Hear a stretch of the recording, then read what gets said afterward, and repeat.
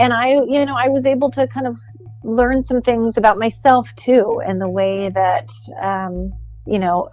that relationship was kind of dangerous all along. And it had nothing to do with my mom and being jealous, but a lot of it had to do with just being an adoptive mother, because my first mother left. That's what my brain decided. And mothers are dangerous. They leave.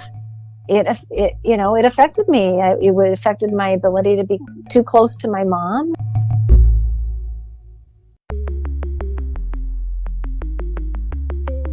Who am I? Who am I? Who am I? Who am I? Who am I? Who am I? Who am I? This is Who Am I, Really? A podcast about adoptees that have located and connected with their biological family members. I'm Damon Davis, and today you're going to meet Sara from Seattle, Washington. Sara was an overachiever adoptee who was secretly struggling and going off the rails. She intentionally avoided babies until her sister gave birth, and having kids of her own drove home just how precious babies are. Sara feared reunion would literally kill her adoptive mother. But in reunion, she finally heard from her biological mother that they looked just alike, a comment that she had genuinely wanted to hear her whole life. This is Sara's journey. Sara was adopted at 2 days old in Billings, Montana. Hers was what she called a gray market private adoption. She didn't know what that meant, but it sounded kind of cool when she was younger. She grew up in Littleton, Colorado, with one sister who was born to their parents 3 years after Sara's adoption. Her family lived a pretty middle-class suburban lifestyle. She joked that when she first reflected on her life, it didn't seem interesting enough to tell a compelling story, but then she started unpacking her adoption, and she had plenty to say. I looked a lot like my family, and people would always assume I went with my family. And so there was this kind of way that just put the adoption underground. And so it became taboo to talk about very much, because we could all just play this pretending game that I wasn't adopted. And that was hard. I just kind of buried adoption. It's hard enough to feel that kind of rejection that comes with relinquishment and knowing that you're an adoptee. And, my kind of translation as a child was that I was unlovable and broken and unwanted. And so I only talked about it maybe a handful of times with my mom. I didn't even understand it until I was about 9 years old. And it was a really traumatic moment when I finally understood. I was cleaning out my room and I had a broken Mickey Mouse watch that I just absolutely couldn't throw away, because I just couldn't do that. And then it made me kind of think of, well, how could my birth mother throw me away? I can't even throw away this watch. So, it was a big moment for me. Probably the most honest that I ever was with my adoptive mom, that we had this talk. And that was kind of when I got a lot of the kind of reigning language of the time of you're special and we chose you, and, love is, we chose you, you're special because you're chosen, that kind of messaging, which, didn't exactly satiate. I think it was hard hearing, there's that weirdness that comes with that special baby story, where you feel you have to live up to it. And I did kind of start feeling like I had to live up to that. And, then by the same token, I had a neighbor across the street who teased me repeatedly, her being adopted. I don't know how he knew, but, he would tease me, and then I would use that language right back to him. Your mom didn't have a choice about you, but mine did. And so it was this great weapon as well, even though I wasn't really drinking the Kool-Aid and believing it deep down. Yeah. Wow. Do you remember, I have a couple of questions. You've said several things. One, it sounded like you said you were referred to as special, therefore you felt you had to live up to that special designation. Do you remember what that felt like for you? Were you an overachiever? Tell me what living up to this special moniker felt like. I went down the overachiever for sure. Um, a part of it was to live up to that special baby. And a part of it was because I wanted to prove I was worthy and to prove that I was good, that I wasn't as bad as I felt inside. Part of it was also trying to be noticed. And it was always with this hope that my birth mother would spot me in a crowd, or I'd get famous and she'd find me, that she'd know by seeing me, that that's my daughter, that's my girl. And so it was a combination of all of those things. And it just kind of went sideways and kind of blew up, into just, a lot of perfectionism across the board. Yeah, wow. That's really interesting. Another thing that you said was that you looked like your family, but that made it like adoption was a taboo subject. Can you say more about that? How did you feel that? In what situations? Yeah, there were many situations where, my cousin and I, people would always, when we were younger, think we were twins. And they would suggest that we should be in those Double Mint commercials. That was back when they used to have the Double Mint twins in commercials. So, we would get that a lot. We would, my mom and I would be out and about and people would say, "Oh my gosh, it's so obvious you're mother and daughter. Look at your eyes. They match. You've got the same dancing eyes." And it was, my mom loved that. She loved when people did that. And so, starting at a, even like young age, my mom would dress to match me. We would dress to match. So I think there was this kind of, that I didn't understand until adulthood, that she had this insecurity about her, that kind of matching kind of helped kind of make it feel like it was, that we belonged together. Matching was masking. Yeah.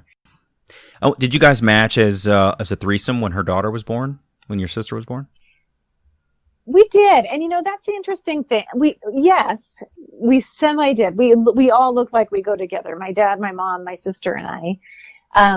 But it's interesting. My sister and my mother, my adoptive mother, look so close. I mean, very, very close. And we hear all the time. And I just recently, even my children just recently said, "Oh, Aunt Amy looks just like Grammy," and it still hurts a little, there's just this, I heard that a lot, and I never said out loud that bothered me, but I heard that more than I heard that I looked like my family. And so, this, even having people call it out that I looked like my mom would kind of be this internal trauma, almost like reliving of it, because I'd go through this spiraling in my head of, well, that's not true. Do I tell him? Do I say something? You start going down this long path in your head of, what does that mean? We aren't really, who do I look like? And it can take you to some just hard places, and then just feel that loneliness of not being able to say so with the family when you see how happy that it makes them to hear that you match. That perfectionism Sara talked about played out in school. In middle school, she and a girlfriend spent weekends doing unlimited extra credit assignments. She also got very good at piano, cheerleading, and competitive gymnastics, where the athletes are passionate about earning a perfect 10. All of which she said she did with the hope that her birth mother would take notice of her achievements and her worth one day. Sara had a fantastic relationship with her mom and dad. They didn't talk about adoption, and truthfully, in that era, people didn't talk about hard stuff much anyway, so things were good. But that also meant a lot of things Sara was going through went unsaid. Things ended up going kind of underground, and they got secretive. So I did end up, I had this wonderful relationship with them on the one hand, and on the other hand, I also started this quite a secret life of things that they didn't really know were happening. I ended up in adolescence dabbling in drugs. I had a boyfriend who was into a lot of drugs, and so I did some dabbling in that with him.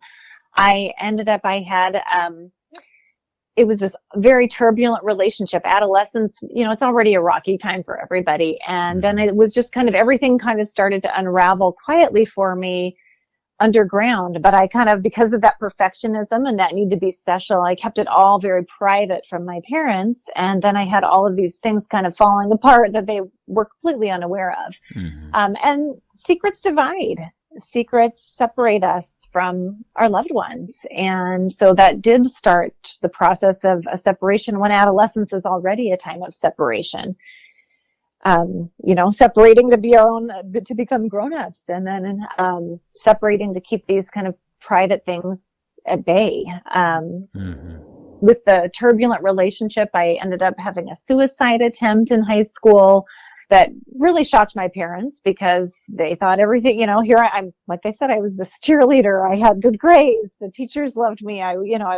They had no idea that there was this other stuff going on, other than they were starting to get the idea. They kind of blamed it all on the boyfriend, that my boyfriend kind of got the brunt of it. They needed to get him out of the picture. They thought my mom thought all would be solved after we got him out of the show. But did you try to convince her? Tell me about how it went for you to try to take blame off of him. Like, did you say, no? Like, tell me what it was like for them to be blaming him, but for you to know internally, whether you were able to articulate it or not, that it was not him. Do you recall how that went?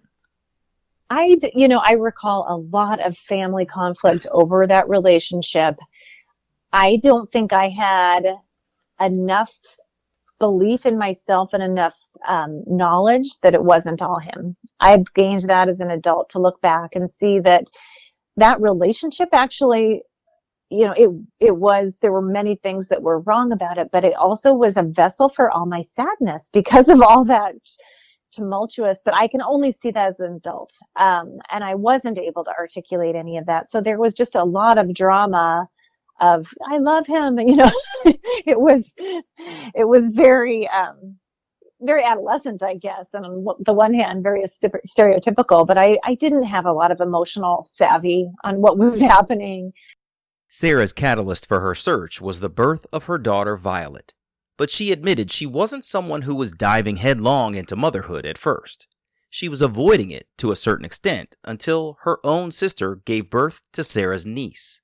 I'd been very reticent about motherhood.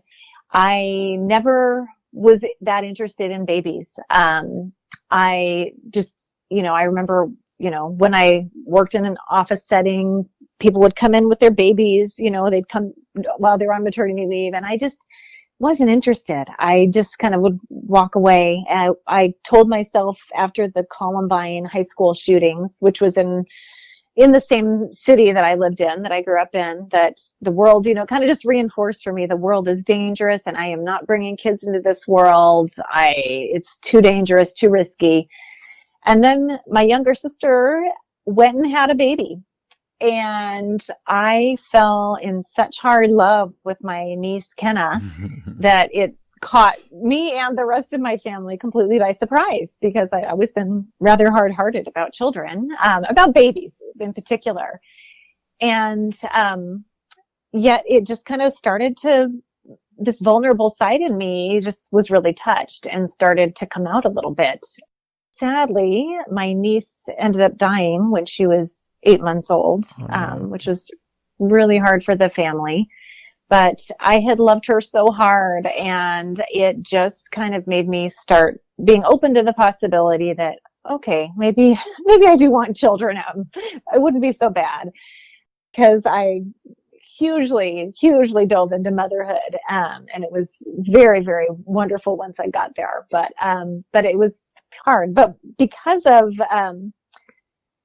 holding my baby in my arms, and because of the wounds I felt inside and that tendency toward perfectionism, I just went a little bit crazy as a new mom on trying to get every single thing right. I had to just, I didn't want any error. I wanted to be the perfect mother. I studied attachment. I was reading books all the time, child development, and just not wanting my kids to have any of the same wounds and experiences that I had felt as a child. And, not remembering that they're not adopted. My two children are not adopted.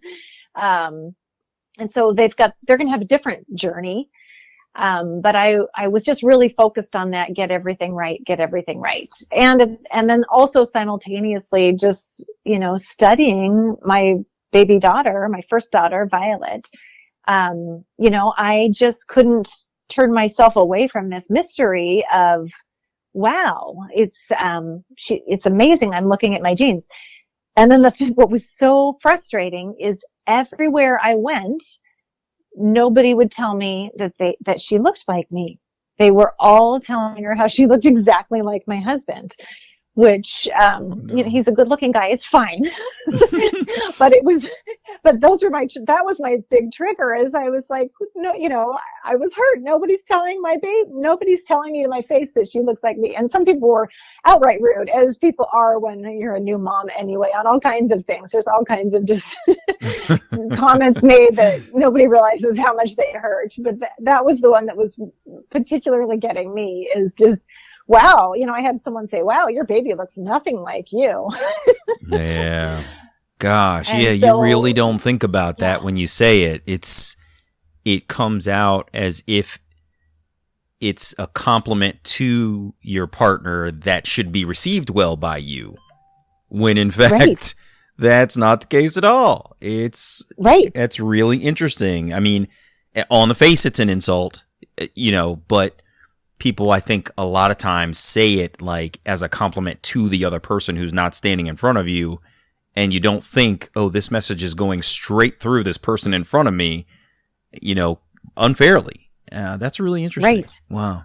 Right. Well, and of course, because I was so mad about that, I actually did research, and I think it's actually I don't even remember the sources, but I recall learning that that's actually an unconscious thing people do in order to match the baby to the father, like a survival mechanism that people unconsciously, and I think babies are even born looking more like the father. But of course, I didn't know these things. I was just taking it very personally, and realizing that there's these genes. I mean, I would recreate baby pictures of my daughter with my baby pictures, and just kind of study them and look for these matching things. And I kept thinking, okay, I see that. But the other thing, just back to the baby thing and not liking babies, is that I think until I had my own baby and had my niece, Kenna, I didn't get close up to babies because it required me noticing that babies are precious, that there's no disputing babies are precious. And because as a baby, I think, it rewrote the story I had, that I was broken and not precious. And so getting up close to babies was an argument to that. And when you have your own baby that's in your arms, there's no more arguing. Sara said she didn't want Violet to have any attachment issues like she had, so she studied how to make the bonds that she didn't feel herself with her natural mother. Sara focused on her perfectionism as a parent, burying her thoughts about searching for her birth family. Then she attended a parenting workshop where the charismatic, knowledgeable presenter just captivated Sara. She found herself attaching quite strongly to this woman. I went to everything she spoke at, and ultimately what happened, and there's a longer story there, and it wasn't all good, but what ended up ultimately happening from that is I had this fantasy in my head that she was my birth mother, and that's how she was coming to find me. But it was the first time in my adulthood, I guess, when that had happened. I had done that a lot through my adolescence and on through early adulthood, where any woman I admired, I would just kind of fantasize, and if the details even if I could just spin any kind of story in my mind, then I would decide that was my birth mom and she was coming to check up on me, and so I could spin that out. I didn't do it. I hadn't done it in such a long time, but here I was doing it with this presenter of these parenting groups, and I ended up joining a women's group with her, and there was it got in pretty deep. But when I finally realized that she wasn't my birth mother, I just was like, you know what? I am about to turn 40 and I can't keep doing this. Like, this has just been my whole life. Like, all of these like fantasy mothers coming and going, and I've gotta, if my birth mother's not coming to find me, like, I kept just waiting for her to come find me and spot me in a crowd or come secretly enter my life. And she's not going to. I'm almost 40 here, so I've got to do it myself. Sara started off by telling her adoptive parents that she wanted to search, which was challenging news for the family in that moment.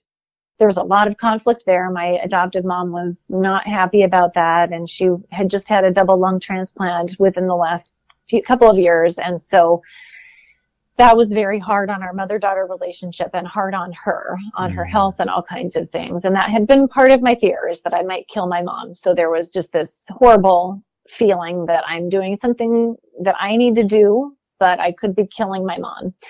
So that was going on. But she did give me enough information. She said, she was in a venomous state when I told her, and kind of said, well, it'll be easy for you. And she dropped some information that I had never had before. She told me facts that I'd never known. I'd always been told my birth mother was 15 when she had me, but then all of a sudden she told me she was 18. She thought 17 or 18. She told me that my birth mother was a redhead. And then she also told me that my birth mother had had a change of heart and had wanted to keep me, which that was really significant. It was a huge shift in my psychology as I drove away from that meeting with my mom, because I really needed to know that growing up, and I couldn't, having that information like reframed a lot of my self-perception of who I was, and that my birth mom had wanted me, and I needed to know that. I had had this death wish all the time. I mentioned the suicide attempt, but I had always had this death wish because I felt like I was horrible and unworthy. And then all of a sudden, to find that out, I thought I wanted. And it just kind of sped up this rush, like, I've got to find her now. I can't just, this is urgent now. It's not that she's not coming because she's not interested. She had wanted me. And then the other thing is that was when I learned about my adoptive uncle, and being in the same practice as the OB who delivered me. So my mom said, call your uncle. And which was just this kind of. Did she say call your uncle without describing why? Yeah. So you've asked your mom, you've told your mom, look, I think I want to search. And she's this double lung transplant survivor. You're already afraid you're going to kill her with this news. She's made you feel validated in the fact that she has told you your biological mother wanted you, and then she just says, you should talk to your uncle. Yeah. Yeah. Very surreal. And of course, this is when, you kind of like, I shouldn't say me, I was thinking, reflecting back to this, always wanting a good exotic story. Right. And at one point I used to, I had really always admired my aunt, my mom's sister, so much. And at one point I used to wonder, was I her daughter? Because she and I were a lot alike. And so I always had this wondering, was she my mother? And so that was, my mom saying, call your uncle. That was my first thought is, what? Like, am I my aunt's daughter? What's that? Like, what? Wow. Wow, this story, the writer in me was like, wow, the story's getting good. Yeah, right. And then the, human part of me is like, no. That was just kind of a fun fantasy. That wasn't ever supposed to be. Sara's uncle and aunt got on the phone and rattled off some information that wasn't enough to make headway on her search. Her dad also gave her the adoption forms that he had in his files. After the lung transplant years before, Sara's mom had shared her natural mother's first name. Without much information to go on, Sara hired a private detective. It was only a day or two before the PI came back with the news that he had Sara's information. All she had to do was wire the money to receive his substantial reporting. When the report came through, she had history on her grandparents and great-grandparents, links to obituaries, Facebook profile links, and all kinds of information. it was interesting. He called me. This is, of course, before the payment was paid. And he said, we found your birth mother, and I know for a fact that your mom really loved you and was coerced by an agent. Wow. And it was just like, yeah, I wrote it down as he was talking because I was, didn't trust myself. Am I going to remember that? And then, I wrote it off right away because I thought, oh, he probably says that to everyone to make sure they pay.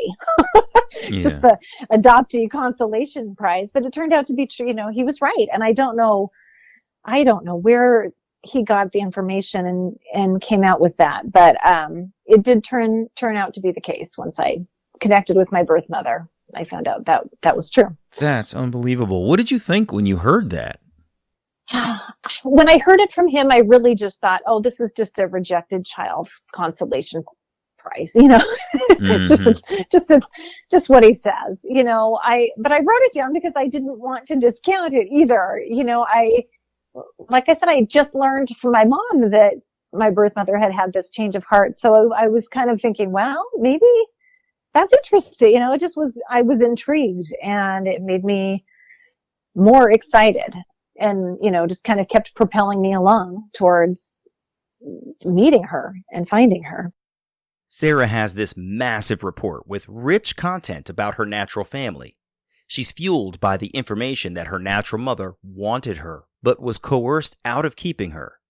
She and her husband put the kids to bed early that night and poured through the report, where they found Sara's natural mother's address and a phone number for her. But they were most interested in finding a picture of the woman. Together, with their laptops side by side, they searched for her online. The couple found a Facebook profile that didn't show much about her, but it did have a few pictures. Sara's teenage fantasies that her natural mother could have been the famous singer Madonna were laid to rest when they found photos of the woman. We found one more picture eventually. My husband found this photo of her. She worked at a school, and so it was a photo of her, a school photo. And she looked like it looked like straight out of a Rockwell, like just a mom.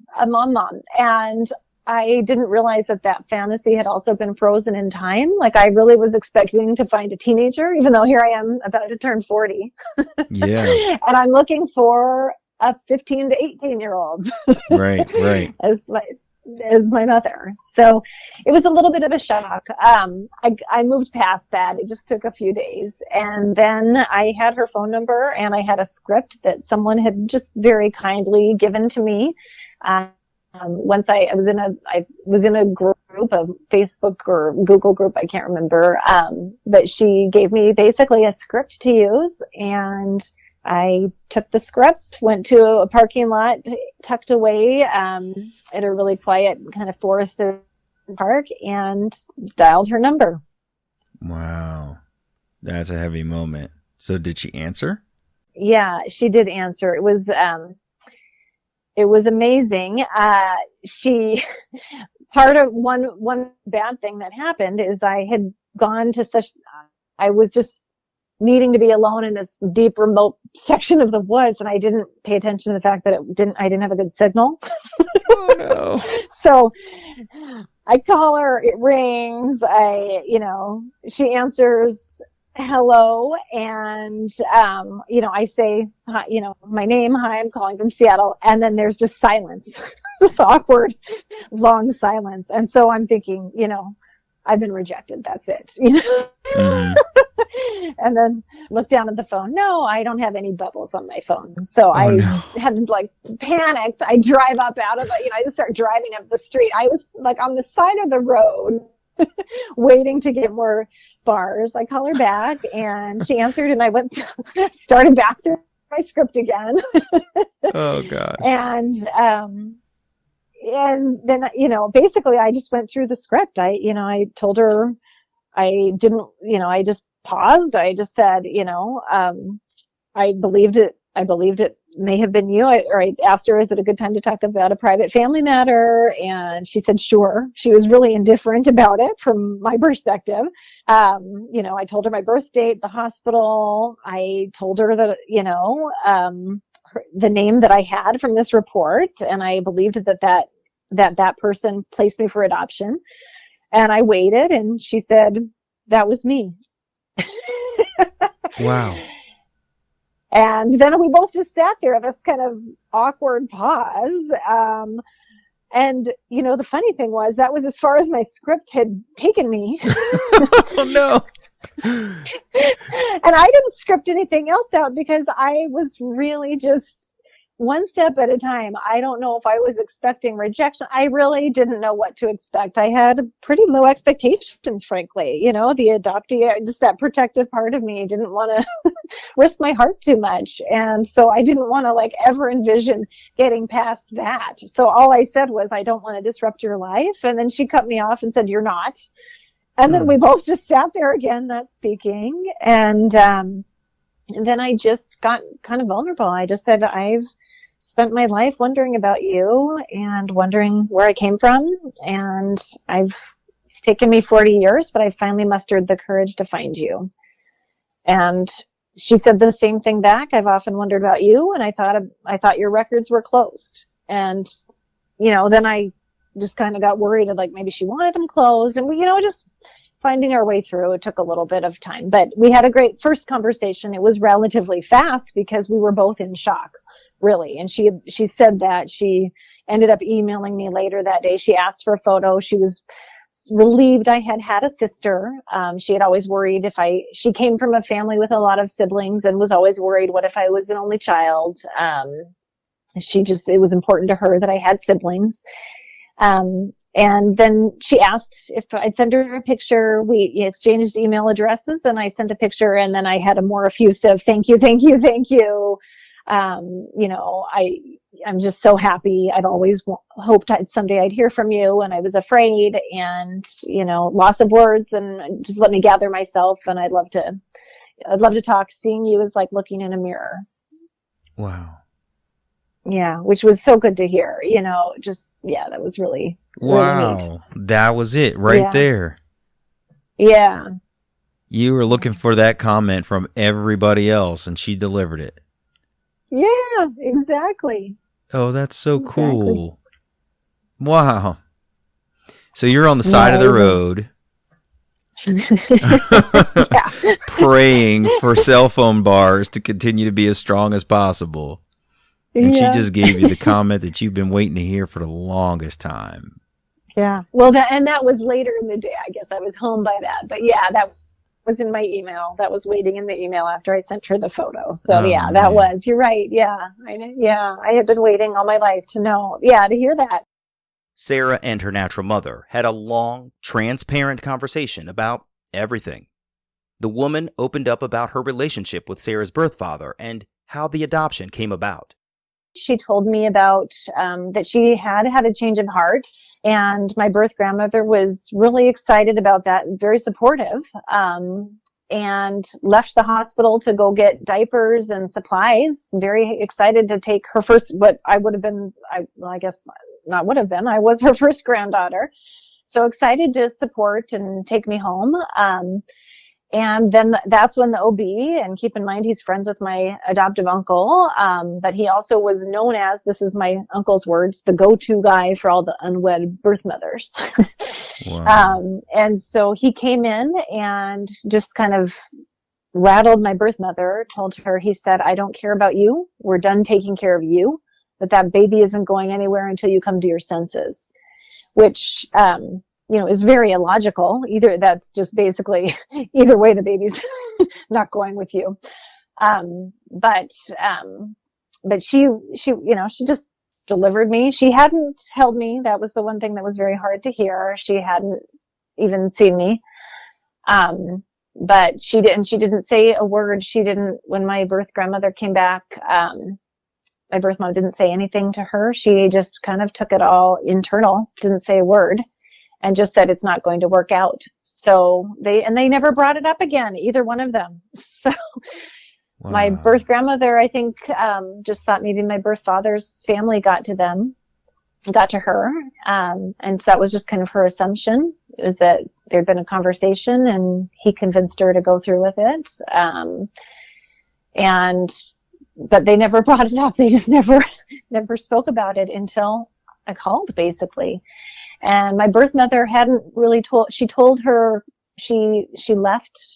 She moved from the very small town, moved to a different town to live with her aunt, and then met her now husband and proceeded to have 3 children. She told her husband once about me and never brought it up again, and never told her children. Wow. Unbelievable. Wow. I'm stuck on that coercion that the doctor imposed upon her. I mean, here's this vulnerable woman who has just given birth to a child, and this man in a paternalistic situation already comes in and basically says, almost, that baby's not going anywhere but with me. I mean, that's just, God, how horrible. Yeah. I know. Really horrible. And sadly, that was a pretty common practice too. Yeah, I was still considered in the baby scoop era. And, I think he probably thought he was doing the right thing. I mean, society was so different. And, I have to say, when I researched him, I got his name from my uncle. And when I researched him, he died on the eve of my 30th birthday.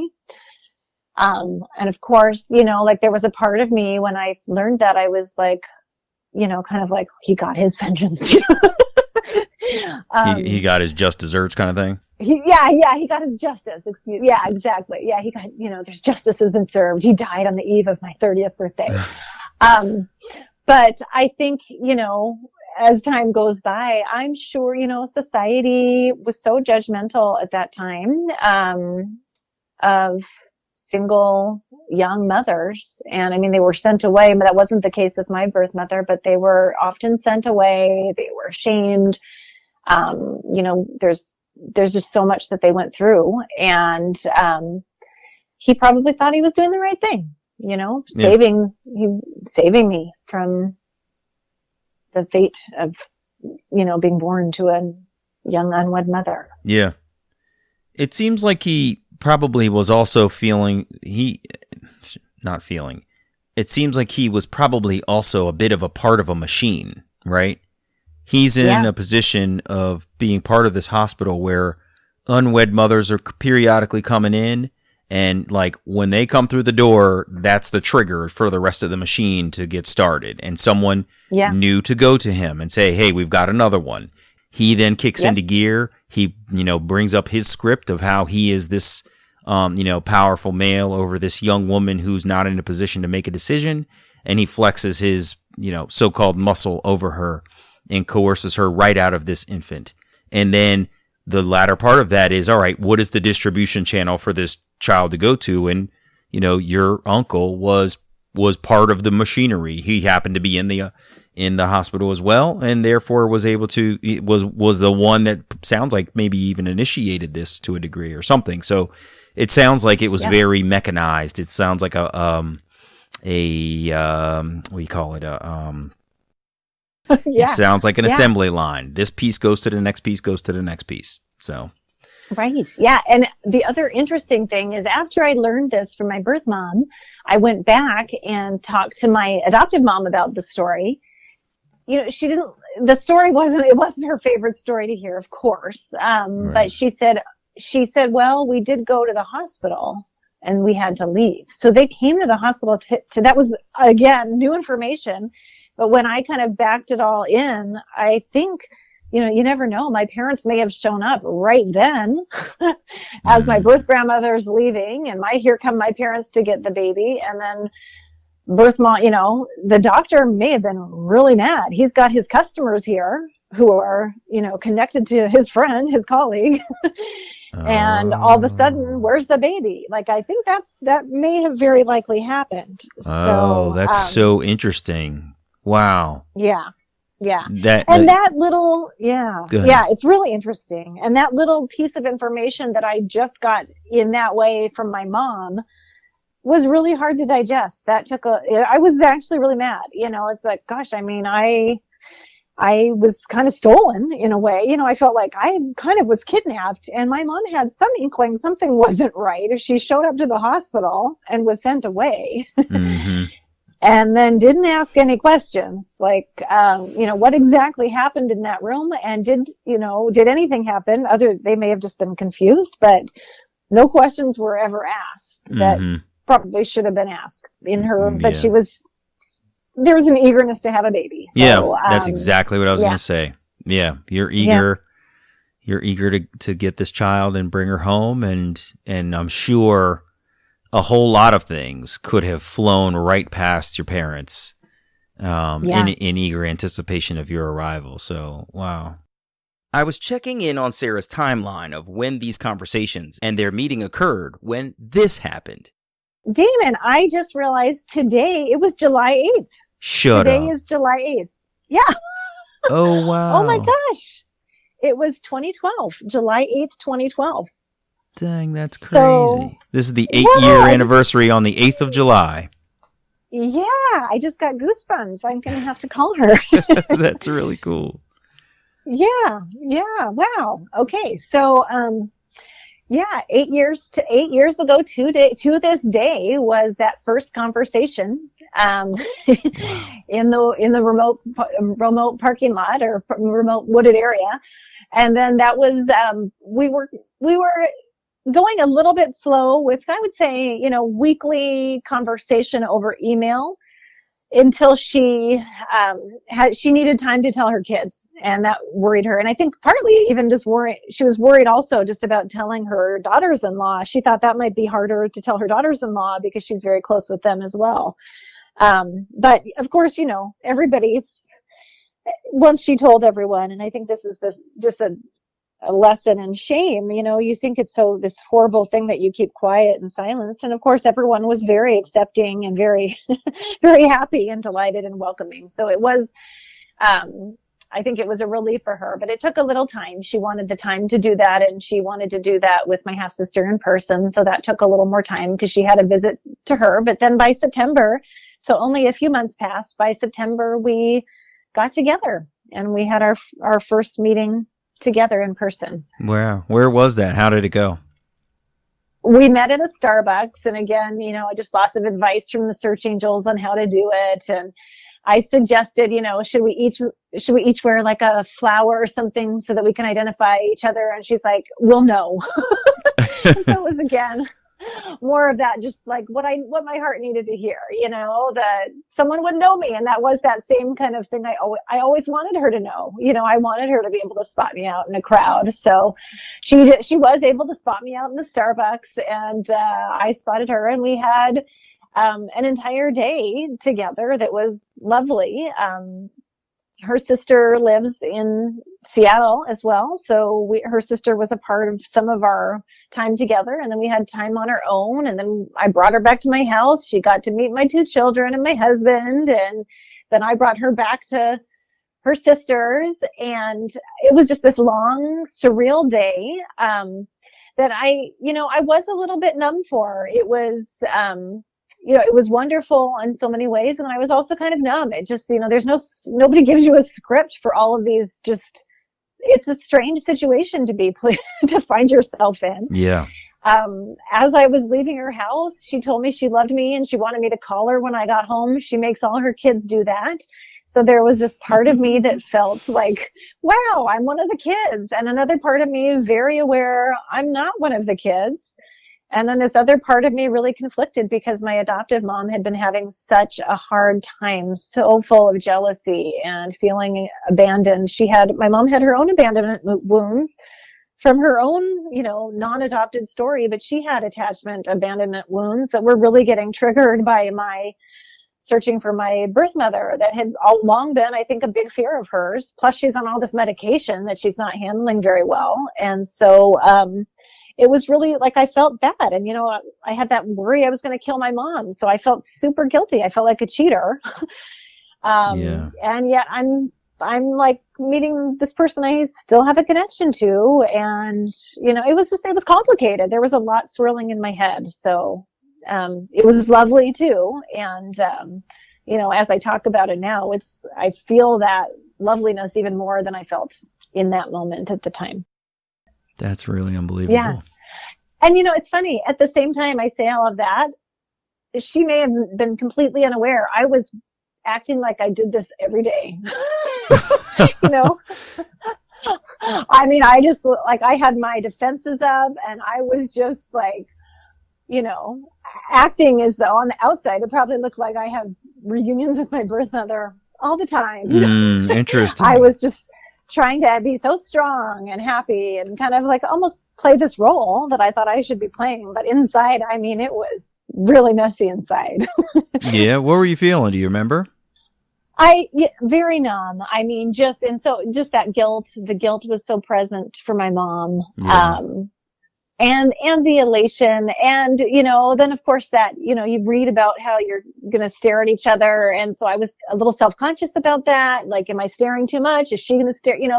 I almost knew too much about I had read about how in reunions, some people can't stop touching each other. And that just was, no, I didn't want to like move into that. I was not ready for any touching, like, don't touch me. So I was like conscious of, I don't want to like make eye contact too long. And it was just a lot of like nervous. It was just all nervous, kind of overanalyzing of every little thing, and yet trying to pretend I wasn't. Sara called her natural mother when she got home, like she was asked to do. They've been in reunion for 8 years, and Sara said their relationship has evolved.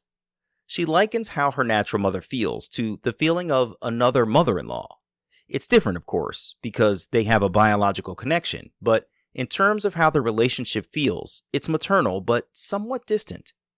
Of course, it's sometimes complicated, and Sara has occasionally had confusing feelings, but she's so glad for their reunion. She said her newfound siblings have been wonderful too, accepting her right away, but maybe things moved a little too quickly. I think we rushed things a little bit. They invited me right away to their annual family camping reunion. And it took a couple of years, but I did that. I joined them on that. And I realized later, in fact, I didn't realize this until last year, because I kept kind of backing out of the camping trip. And I realized, I think that was a little bit too much too fast to be dropping in on this family reunion where I'm sensitive. Am I interfering?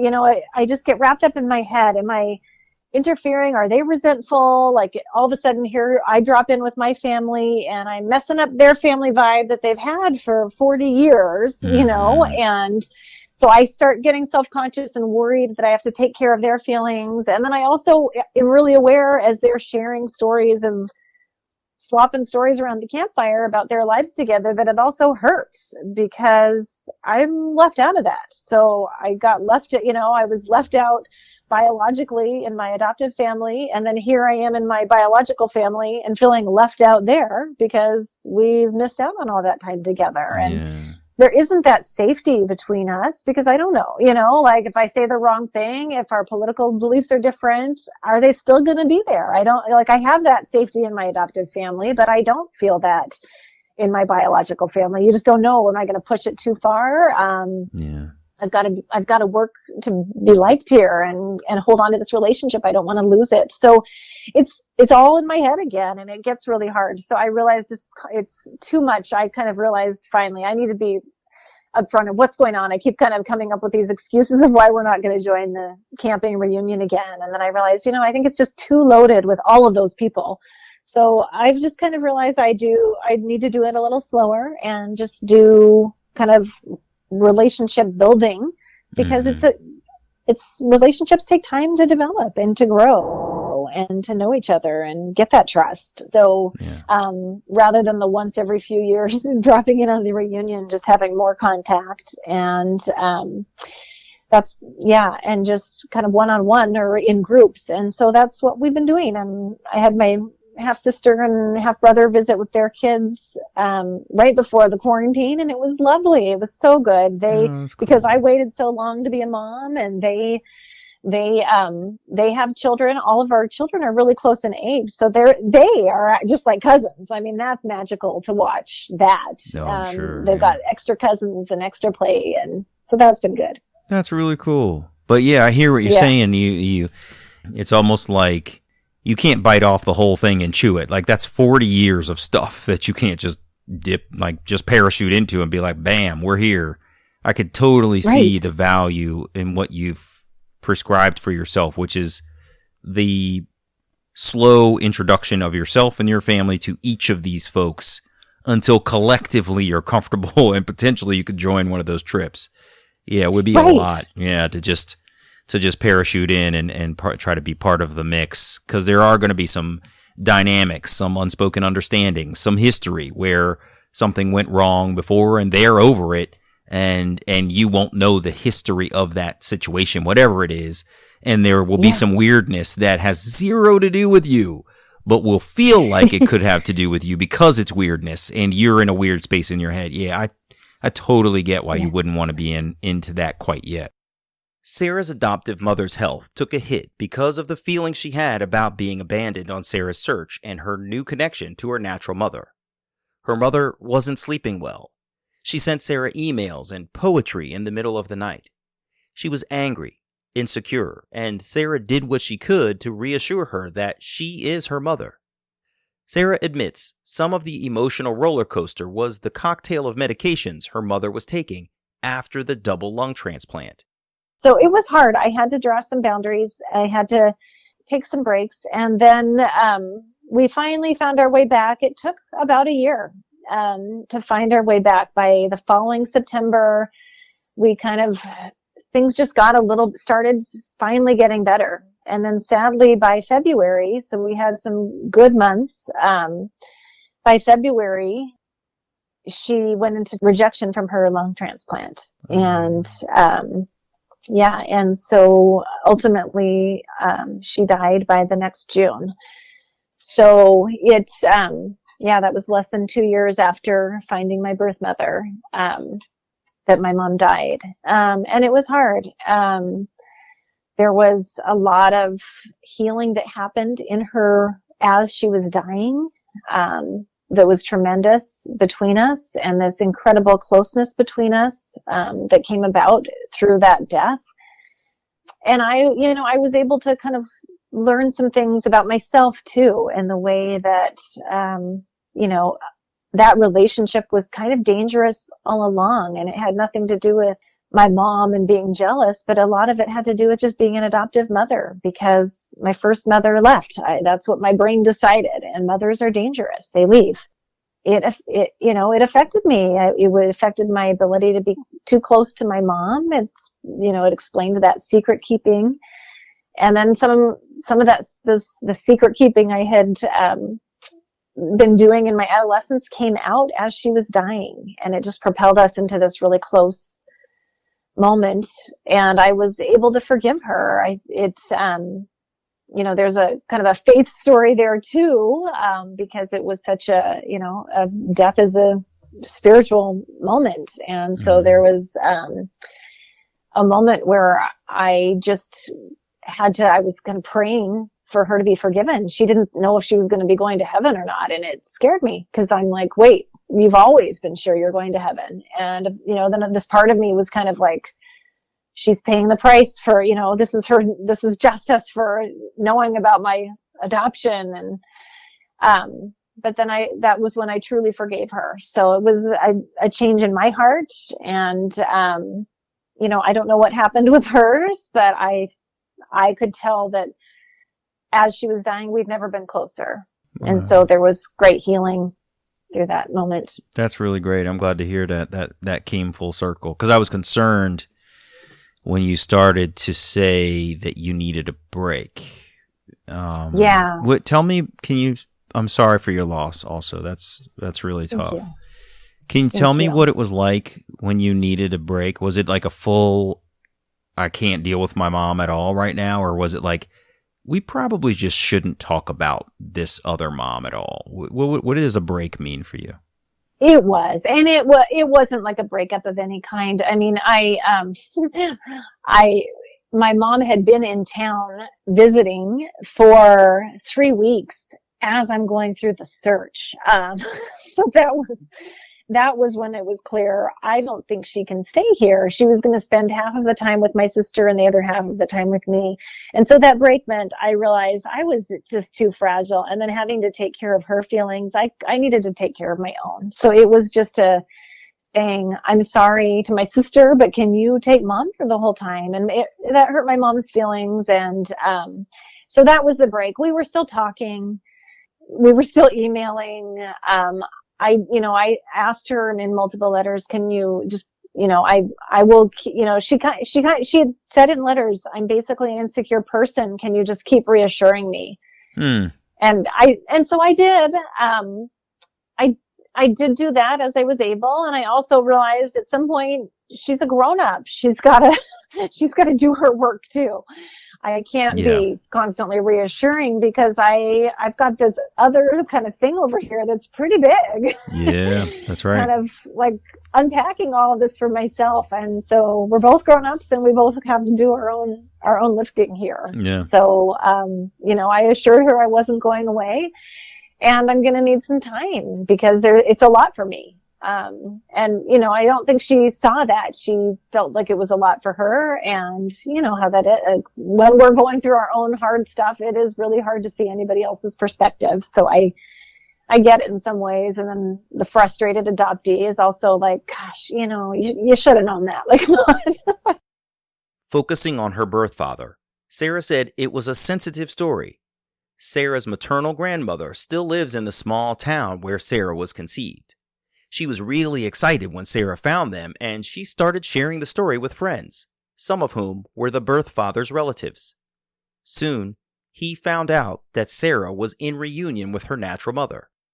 He found out. And so I don't know, part of me wonders if maybe it hurt his feelings, that I hadn't sought him out.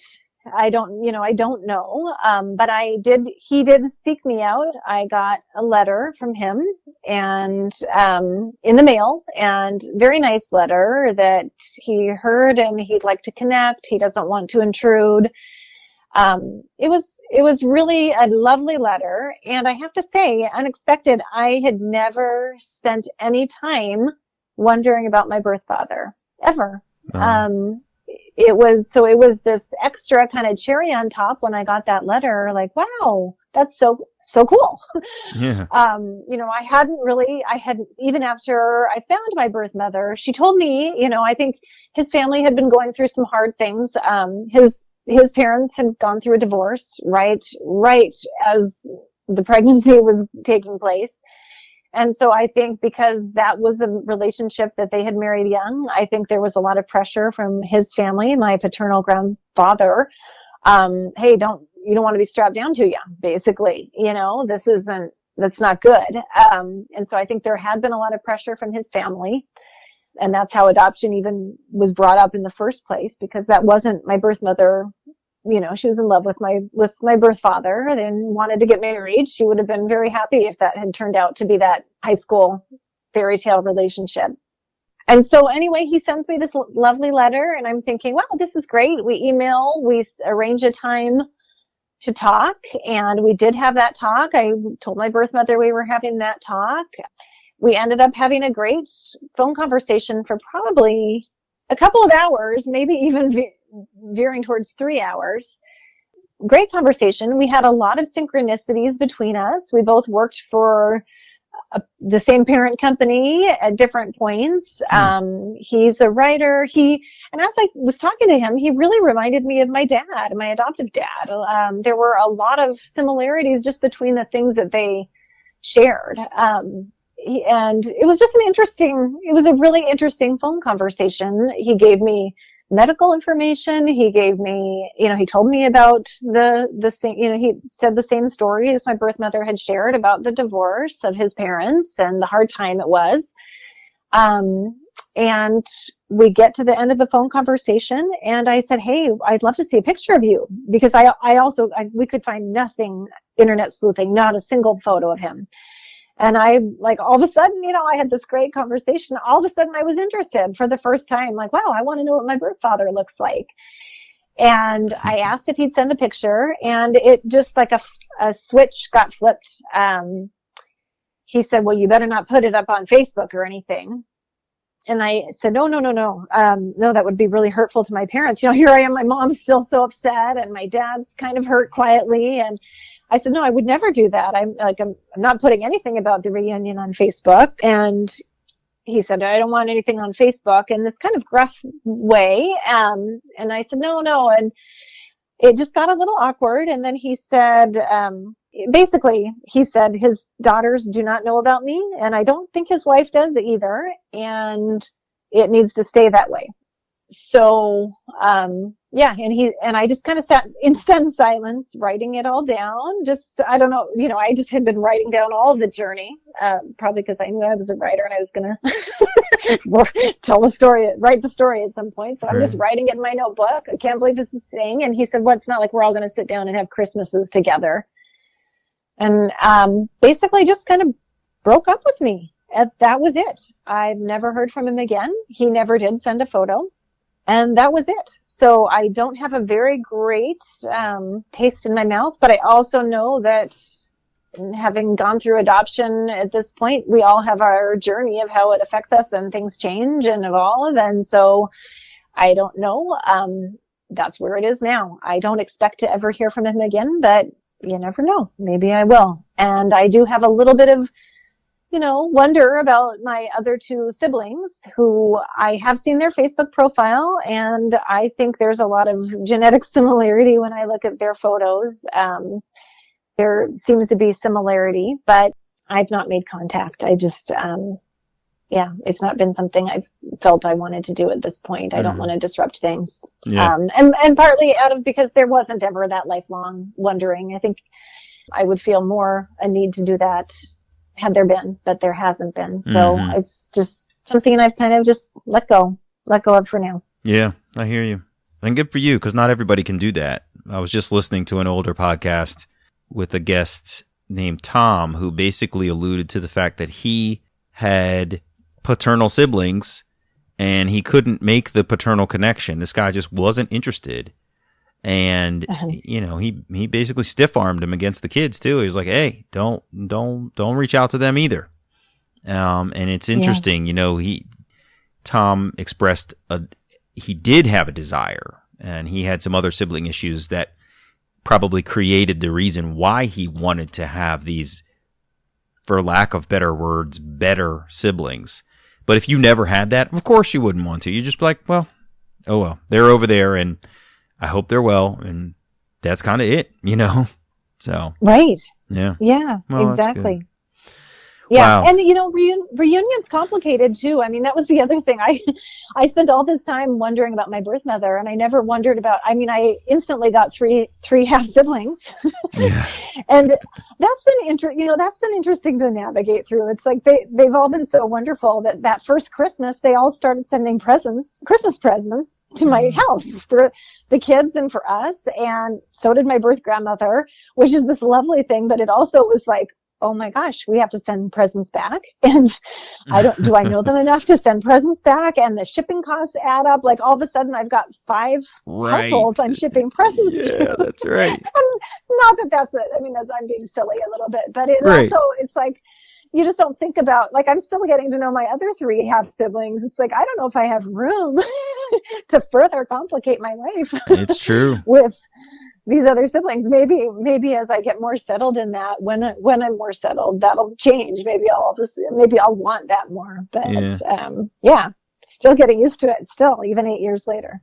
Wow, very cool. Well, Sara, thank you so much for taking time to share your story. I love what you said about sort of wanting to make sure that a next generation of adoptees doesn't feel what prior generations have felt, that sounds like you want more openness, more understanding, more clarity, more support for everybody. And it's interesting as I say this that, you had some pieces that were supportive, but then things like the adoptee script sort of left you at a cliff, right? Where you're talking to your mom and all of a sudden it doesn't tell you what to do next, really, which is really fascinating. But I'm so thankful that you've sort of opened up about the entirety of your story, and I appreciate you sharing sort of what you went through as a teenager and how it brought you through to adulthood as a mother. You just have told a fascinating story. So thank you for taking time. I appreciate it. Thank you. And thank you for listening. And I feel so honored that you listened, and just honored to get to be a guest on your show. So thank you. I love what you're doing, and keep up the work. I'm so appreciative. Thank you so much. It means the world to me when folks tell me that kind of stuff. It gives me the power to keep going. So thank you. I appreciate it, Sara. Take care. All the best. Okay. Okay. Bye-bye. Okay. Bye-bye.